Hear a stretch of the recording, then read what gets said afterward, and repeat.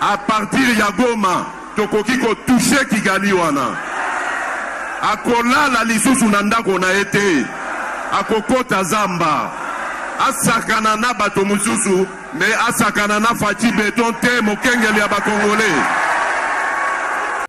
Et je vous fais le serment que d'ici la fin de mon mandat, vous allez voir un Congo nouveau, un Congo fort, un Congo puissant et prospère, un Congo qui va parler de l'Afrique à travers le monde entier.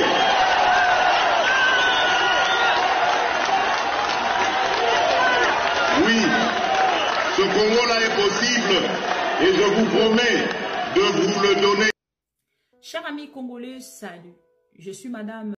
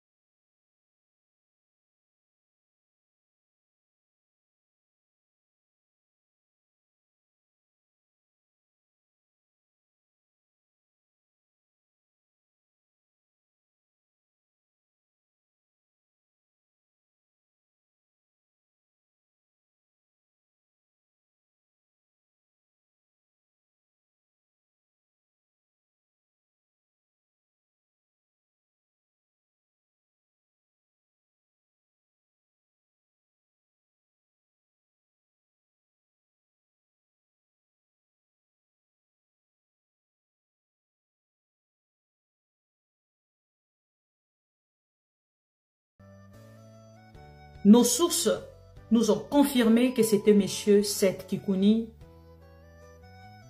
Et de bonne foi, nous avons diffusé cette information pour tous les Congolais conscients que j'appelle le pro-Congo.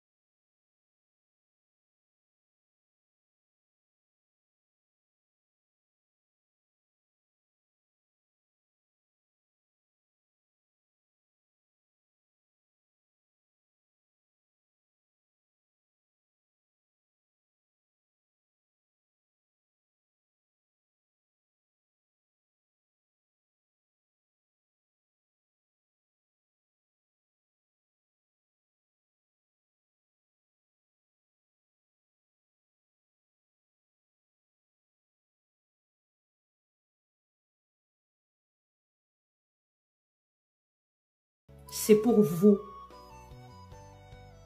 les pro-Congo. C'est pour vous, les pro-Congo. Rappelez aux Congolais qu'aujourd'hui, nous vivons comme dans un réflexe conditionné du chien Pavlov. Pourquoi je le dis? Parce que quand vous regardez les événements tragiques du passé, récents,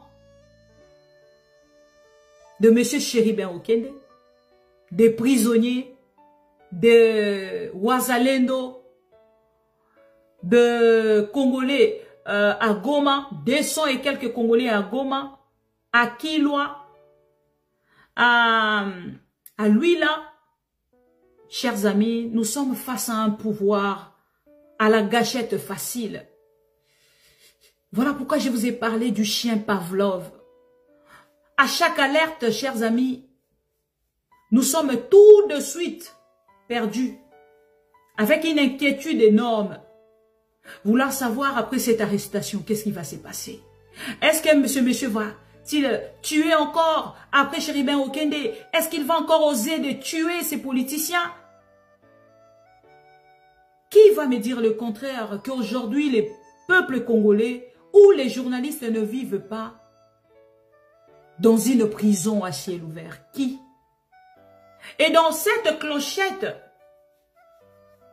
du chien Pavlov, nous tous, chers amis congolais, à chaque fois qu'il y a une arrestation, regardez, monsieur Daniel Safou vient d'être arrêté après monsieur Seth Kikouni. Mais le pouvoir ou le régime se montre désintéressé ou inhumain face à la situation ou l'état de santé de chaque Congolais. Monsieur Chéribin Okende a été assassiné après son opération. Vit ces réflexes conditionnés que vivent chaque Congolais et tous les journalistes aujourd'hui.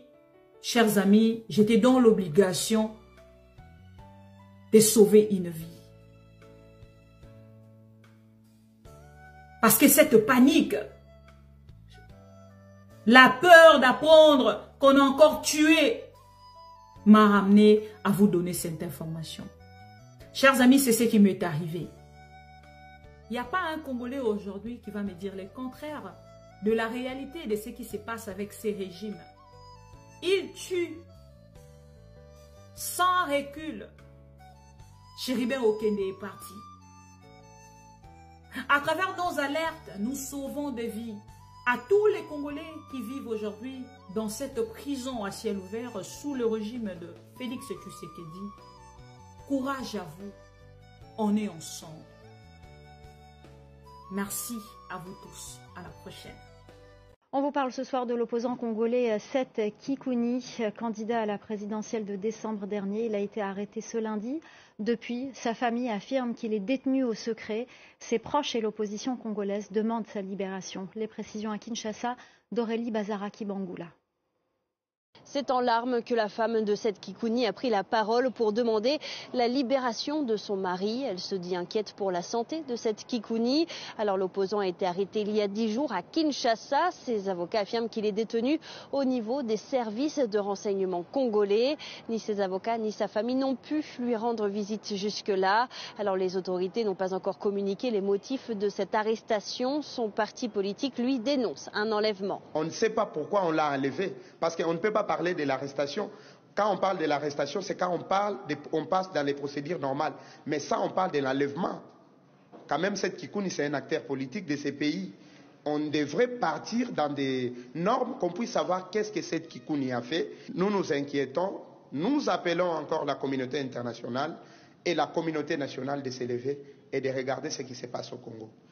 Et je vous fais le serment que d'ici la fin de mon mandat, vous allez voir un Congo nouveau, un Congo fort, un Congo puissant et prospère, un Congo qui va parler de l'Afrique à travers le monde entier.